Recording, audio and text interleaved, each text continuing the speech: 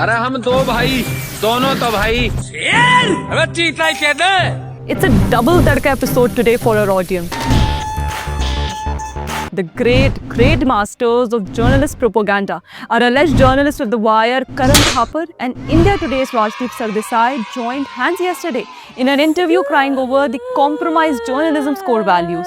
Rajdeep says he is delusioned and disturbed by it. The audacity that two of them have to throw platitude on ethics and journalism. ये कौन से journalism के part आप दो propagandists पढ़ा रहे हैं? Because Mr. Rajdeep Sardesai, We never take you guys seriously. मैं आपको सीरियसली लेता नहीं कि तुम 101% झूठ हो। Nana Patekar also once told you. नियम होता है उसे निभाया। तो फिर वो तू क्यों नहीं फॉलो करता उसको? Guess by now everyone is aware about ethical are you in your journalism value. In fact, if I remember, it was you only who once in an interview stated that journalists like you behave like vultures to feed on opportunities like that of the 2001 parliament attack.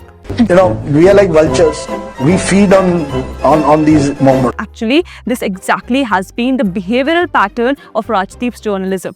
That why our audience should see how in this interview, Rajdeep is trying to give an impression that small media houses have been targeted, citing the example of NewsClick here. Don't forget the manner in which a number of small media houses have been targeted, raided early in the morning at 6 a.m., their mobile phones being snatched. Some of them have not even been given back their mobile phones, their computers being seized. I'm talking about NewsClick, what happened to NewsClick and other. NewsClick is actually accused of illicit foreign funding. While indulging in anti-India propaganda, the media houses was also accused of having taken Chinese money to fuel pro-China and anti-India propaganda. Why should the law of the land not apply to NewsClick? Does identifying oneself as a media house absolve them of all responsibility and abide by the law? NewsClick's associates like Prabir Purkayas were alleged to be funded by China to attack democracy and sovereignty of our India, and they got a free pass just because they are so-called media.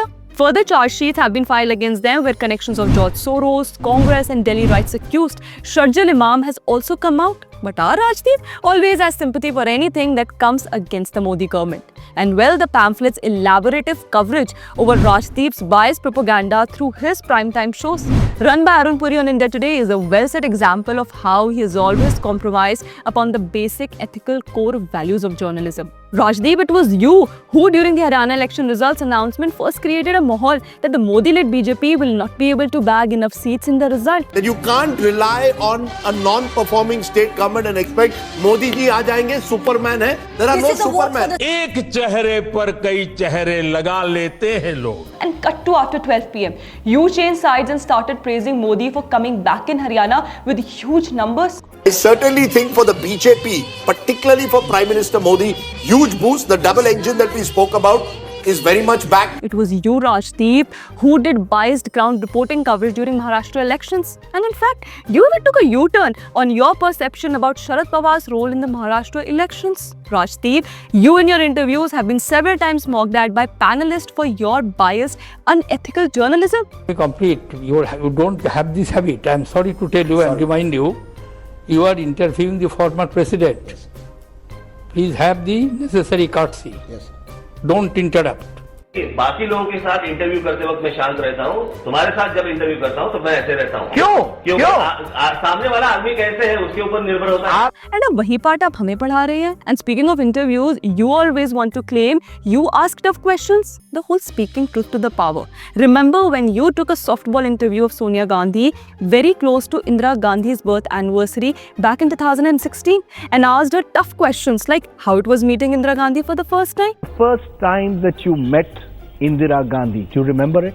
Rajdeep, it's people like you who look for opportunities like these to be hosted by personalities like Karan, Thapar and Saurabh Dwivedi in their shows where you justify what you put out as news. Well, now we will come to another propagandist here. That is Karan Thapar, who is agreeing to Rajdeep's commentary on compromised journalism core values here, is actually the Grandmaster of showcasing biased propaganda through his leftist media portal The Wire.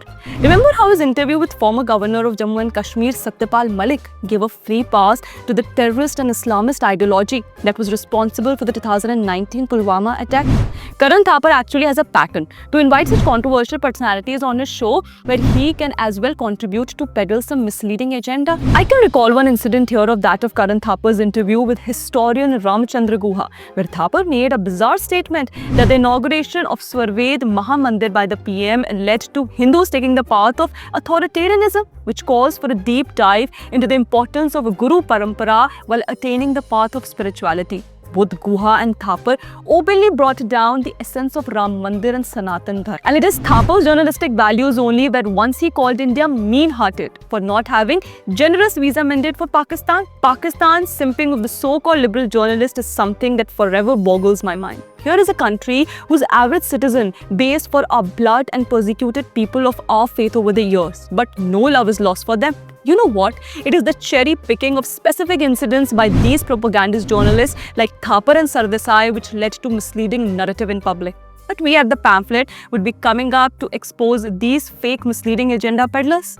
Till then, don't forget to like, share and subscribe to our channel, The Pamphlet.